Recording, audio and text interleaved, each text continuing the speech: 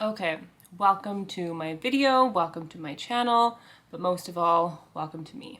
Firstly, I wanted to start this video off by saying thank you to everyone who has already donated and or shared to my fundraiser. For all of your guys' support, I am so grateful and so thankful. Words aren't even enough. You know, in the Indigenous culture, community is something that's extremely important and very valued. And so I'm filled with just so much gratitude knowing how the community is rallying together and supporting me in so many different ways, whether that's people directly in the community or people outside of the communities, allies, everyone. For all of you, I am just so thankful. Truly, I will not be able to achieve this goal without all of you. And so thank you. Thank you for being here. Thank you for taking the time to watch this video. And thank you for opening up your hearts to me and my story. It means so much to me.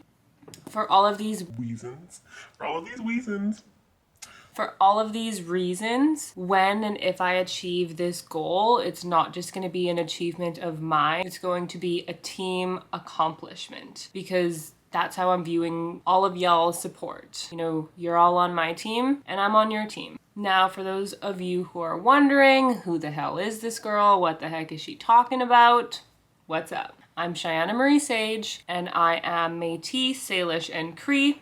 Around this time last year, I was faced at a crossroads. So I had just graduated my BA from the University of Alberta in English and Creative Writing, and I had applied for the after degree in education, which is another 2-year program to go and become a teacher. So I had received acceptance into this program, and also at the same time, my ex-partner had just received a job offer in London, Ontario as a professor. Huge accomplishment. And also amidst all of this, it was COVID happening. So I had found out that the education program was going to be all online. There was going to be no in-person practicums. So I had to make a choice for myself. I'm definitely a hands-on learner. That's how I excel. And so for me, knowing that I wasn't going to have that opportunity to physically be in the classrooms, that was big for me. That was huge, knowing I couldn't have that. I knew I had to make a choice and I just wasn't sure, what the right choice was. Should I move to this other province? Should I stay here?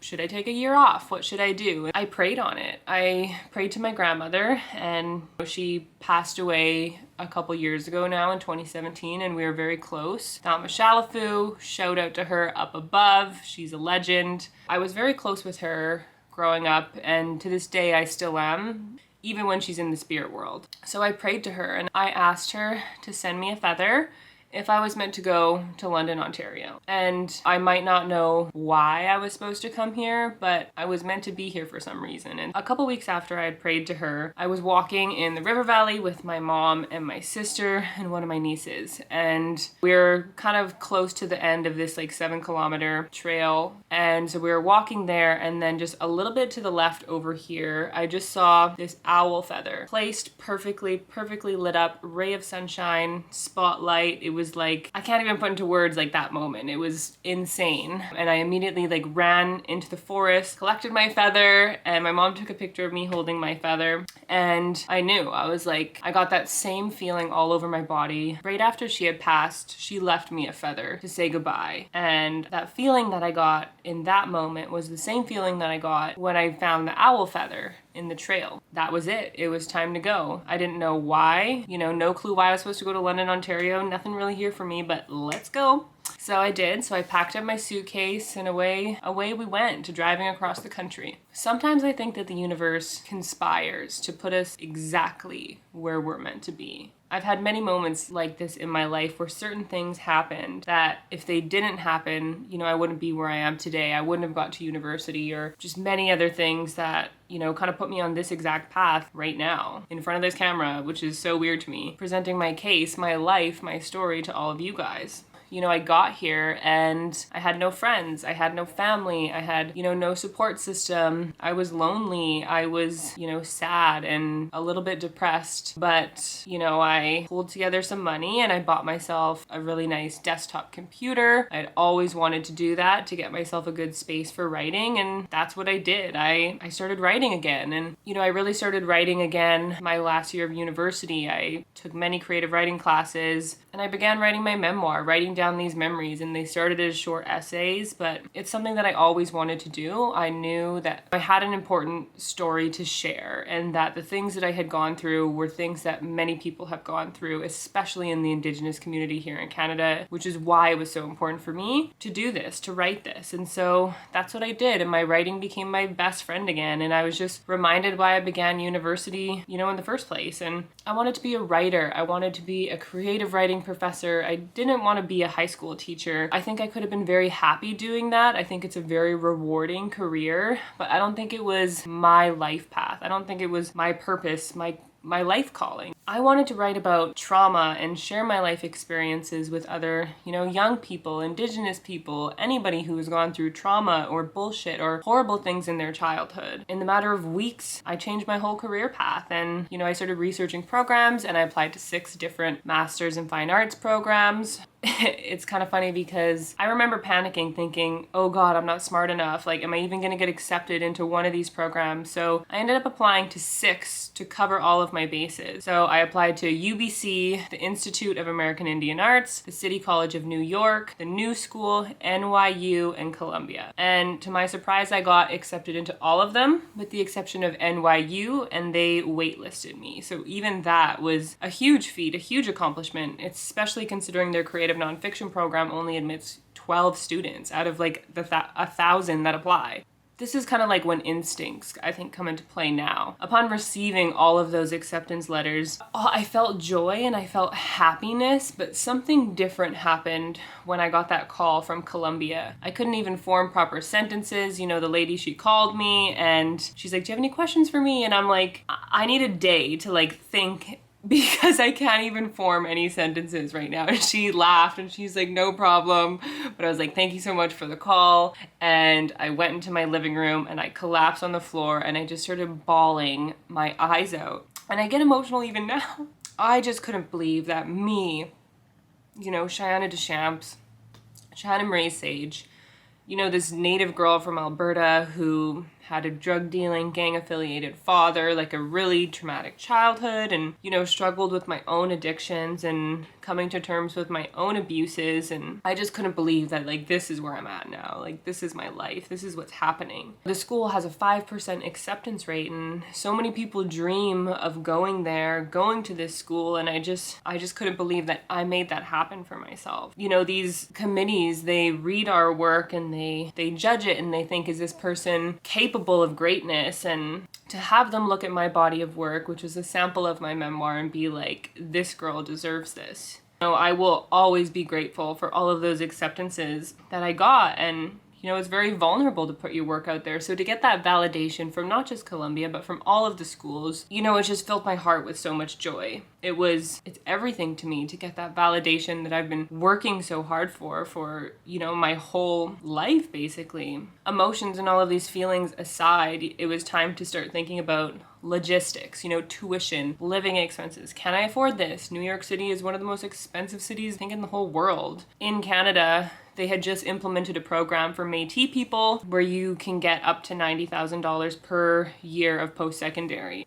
I remember calling the Métis Nation of Alberta, which is where I'm a member in, and the Rupert's Land Institute, which handles all of the scholarships and funding, and inquiring. And I found out that I only get that funding, or that funding is only potentially available to students who are studying in Canada. And I tried to plead my case. I tried to say, look, I presented to Columbia, this is an Ivy League school, 5% acceptance rate, it's gonna change my life. And, unfortunately their hands were tied and nothing could be done about that. And on top of that, when thinking about loans, so I had taken out $75,000 in student loans from the government of Canada to fund my undergraduate degree. I also found out that we have what's called a lifetime loan limit, which is $100,000. So that only leaves $25,000 Canadian to then apply to Columbia tuition. It was kind of like setback after setback, how can I make this happen for myself? And sorry, camera died there, so there might be a little change in lighting. But back to what I was saying about the limitations in terms of financing. My degree was that, I also don't have the best credit. which means I can't get a student line of credit from the bank. I don't come from one of those families where I can just be like, hey mom, hey dad, can you co-sign for me? Like, all I have is my mom, and my dad ensured that she had bad credit many years ago. So all I really have to rely on is myself. And so now I'm finding myself in a position where I can't do that anymore. I need help. I need support. And this is the moment that I realized, I needed to plead my case to the community. I needed to paint my story for you guys in the hopes that you see something in me. You see something in this story that's, worth investing in. And this is really one of my last chances to make this happen in terms of finances. I did everything else to make it happen, and this is the last railroad, the last obstacle, the last hurdle that's standing in my way of making this dream into a reality. I would be the first Indigenous person to take Columbia's MFA in Creative Nonfiction program. That's huge for the community. Like, I want to represent the Métis Nation of Alberta. I want to be in those rooms as a voice for our people. It's so important, and I want to represent what it looks like when you never give up on yourself. No matter how many times you have failed, no matter how many times you have been set back, and believe me, I have been set back time and time again. I've had a difficult road, leading up until this moment, leading up until this point. And I cannot go any further without you. I can't make these dreams into a reality without the support of the community. Columbia has offered me a $30,000 scholarship, which is so generous of them, and it will be applied to the second year of study, which is amazing. And so every dollar that I receive from this fundraiser will go into a savings account and go directly to pay my tuition. And I plan to work as much as possible throughout my degree. I have been working for Lululemon for the past few months, and I plan to transfer to a location in New York City as a way to pay for my rent, groceries, and all of that stuff, as well as continuing on with my work for the University of Alberta Prison Project. If you want to know more about that, you can also find an episode I did on the Mitchell Unleashed Report podcast. You can find that on my Instagram at softasbones. So head there if you want to know more about my story and my work. I hope after seeing my face and hearing my voice that, this all becomes more of a relationship, between me and all of you, because, that's how I feel about this. And I want you all to feel the same way. I want you to be a part of this journey and this experience with me. If you want to support me in another way, you can buy my poetry book, Dear You, under my author name, Cheyenne Marie Sage, and you can find that on Amazon. All of the royalties that I make from that book will go directly into that same savings account and help supplement my living and tuition costs while in my master's program. Please follow me on Twitter, YouTube, Instagram, and TikTok, where you can keep up with me. All of my handles are the same, which is Soft as Bones, SOFTASBONES. So thank you for being here, and thank you for listening to the story of one Indigenous girl pleading her case.